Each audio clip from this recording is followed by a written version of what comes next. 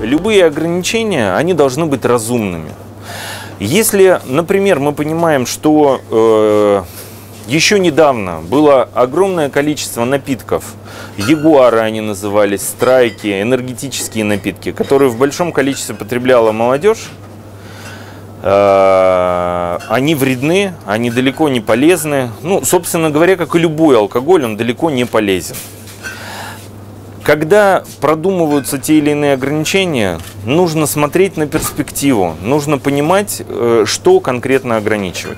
Вот, допустим, ягуар как энергетический напиток его ограничили, вот, но производитель, сменив рецептуру, сделал винный напиток под тем же названием брендом.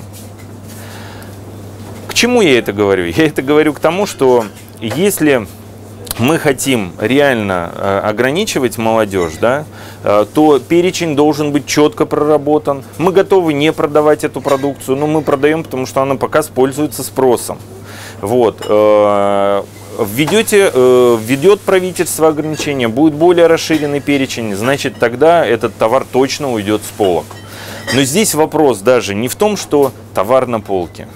Здесь вопрос культуры воспитания, культуры потребления, занятости молодежи, возможности ее реализовывать себя в свободное время. Вот этим нужно заниматься, а не искусственными вот этими вот всеми вещами.